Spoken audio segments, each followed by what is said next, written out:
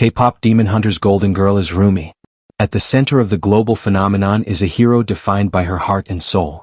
For fans of K-pop Demon Hunters, the animated blockbuster that's shattered streaming records worldwide, it's almost impossible to imagine the hero Rumi sounding any other way than exactly as she does. But for voice actor Arden Cho, stepping into the role of K-pop girl group HUNTR/X's lead vocalist and demon slayer wasn't a given.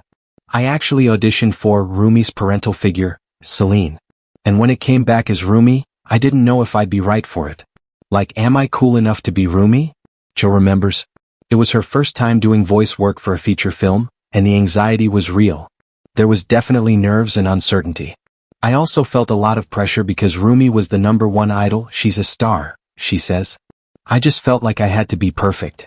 Of course, Cho, the former Teen Wolf star who has also acted in the series partner track in the live-action adaptation of Avatar, The Last Airbender, brings Rumi to life with razor-sharp wit, an infectious sense of humor, and powerful vulnerability. As it turns out, her worry about getting things perfect prepared her immeasurably for the role. The real heart of Rumi isn't faultlessness. It's the impossible weight of trying to be immaculate even when reality is a bit trickier. She has to hide her flaws and she has to be perfect. She has to be the leader, she has to be good at everything. And I feel like this is a very cultural thing. I feel like I grew up with similar pressures. And I think when you grow up feeling like you have to be so perfect, you don't really get a chance to figure out who you really are, Cho says. Rumi's fighting to figure that out for herself. In the film, conceived by Maggie Kong and directed by Kong and Chris Applehands, Rumi has a profound point of difference from her fellow bandmates, one that she has to conceal from those closest to her. She has demon heritage herself. Though she hides in plain sight as one of the world's biggest K-pop stars, Rumi carries a hidden lineage. On one side of her family, she descends from the same otherworldly predators that she and her bandmates, Mira and Zoe, have been trained to fight.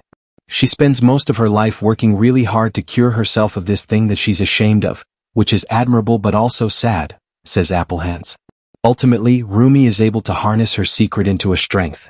We were very intrigued by the idea of inner demons because it's something that I think everybody has. It's that little voice in your head that is telling you negative things when you don't really want to hear it. And it never goes away, it's just always going to be there.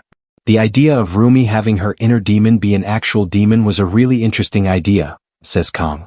We wanted to tell people you can make a choice about how you want to live your life, even though there's this little voice that's nagging you. Cho only inhabits one half of Rumi's identity. For her singing voice, the creators turned to singer-songwriter Ege, born Kim Eun-jae, who not only voices Rumi in the film's many musical segments, but in some cases co-wrote the melodies and lyrics behind her hits. That includes HUNTR/X's Ode to Empowerment Golden, which has topped the charts in more than 15 countries, including the US. The track's origins were as humble as they come. I was on my way to the dentist and I heard a melody in my head. I'm like, I have to record this, literally on my phone, she remembers. Those are moments as a songwriter that's just a miracle. What started as a brief voice note is today a song without borders, an emotional touchstone cherished by listeners across the globe. When I'm on my TikTok and I see people who I don't know in their homes singing songs that we wrote, there's nothing that can explain it. I feel connected to people I don't know, Ege says.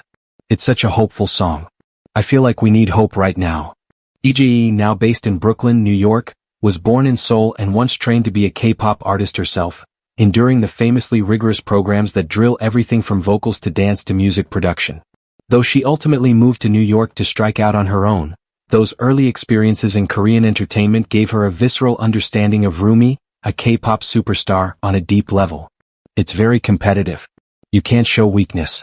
You gotta put your best foot forward all the time. Be great at singing, dancing, and look great physically. I think that made me push a lot of my insecurities down, she says.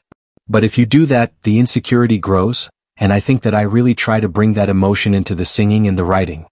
In Rumi's climactic moment, when she must embrace her own imperfections one final time to vanquish the demons and save the world, she sings what it sounds like, a soaring anthem for anyone who has ever felt different from everyone else, who has faced life's trials and emerged triumphant. It's a track about finding the beauty in the broken glass, which Ege imbues with a fiery sense of purpose. Rumi decides her mission is to acknowledge the fact that we're all unique, and that we're all individuals, and get to be individuals. That is what creates harmony.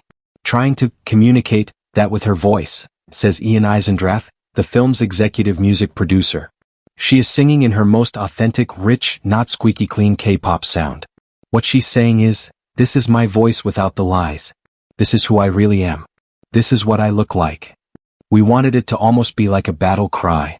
Ultimately, Rumi's power is not just in how remarkable she strives to be, but in how relatable she already is. Maggie created this story and she has a daughter. And so, when she would share about this, I was like, yeah, this is why I became an actor, so that one day I hope that girls growing up like me wouldn't think, I want to be someone different, that they would want to be who they are, says Cho. In that way, Rumi becomes less a character than a compass, a role model whose reach spans generations. I am much older than Rumi, but I feel like it's still something you have to remind yourself of, just to be happy with who you are and not try to be someone else. Rumi's fighting to figure that out, Cho says, and I love that journey,